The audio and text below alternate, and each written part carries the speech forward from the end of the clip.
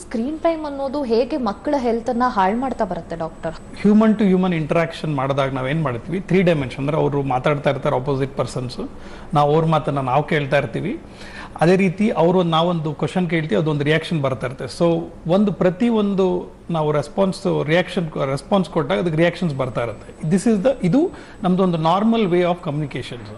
So ಹಾಗಾಗಿ ನಾವು screen time ಅಂತ ತಗೊಂಡಾಗ ಏನಾಗುತ್ತೆ, 2 ಡೈಮೆನ್ಷನಲ್ ಆಗ್ಬಿಡುತ್ತೆ. ಪ್ಲಸ್ ಅದರಲ್ಲಿ ಓನ್ಲಿ 1 ಸೈಡೆಡ್ ರಿಯಾಕ್ಷನ್ಸ್. ಆ ಸ್ಕ್ರೀನಲ್ಲಿ ಏನು ಬರ್ತಾ ಇರುತ್ತೆ ಅದು ಮಗು ಮಾತ್ರ ರಿಯಾಕ್ಟ್ ಮಾಡ್ತಾ ಇರುತ್ತೆ. ಬಟ್ ಆ ಮಗು ರಿಯಾಕ್ಟ್ ಮಾಡಿರೋ ತಕ್ಕಂತೆ ಸ್ಕ್ರೀನಲ್ಲಿ ಕಂಟೆಂಟು ರಿಯಾಕ್ಟ್ ಮಾಡೋದಿಲ್ಲ.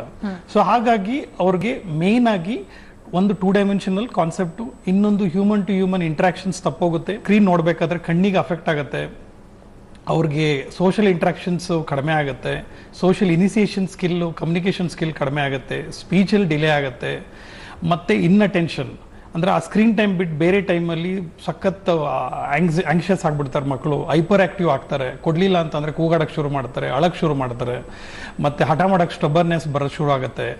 ಮೆಂಟಲ್ ಡಿಪ್ರೆಷನ್ ಕೂಡ ನೋಟ್ ಆಗಿದೆ, ಆಂಗ್ಸೈಟಿ ಕೂಡ ನೋಟ್ ಆಗಿದೆ. ಸೊ ಹೀಗಾಗಿ ಒಂದು ದೊಡ್ಡ ಲಿಸ್ಟೇ ಹೊರಟೋಗುತ್ತೆ. ಅಂದರೆ ಈ ಸ್ಕ್ರೀನ್ ಟೈಮಿಂದ ಆಗುವಂಥ ದುಷ್ಪರಿಣಾಮಗಳು ಭಾಳಷ್ಟು ಇದ್ದಾವೆ.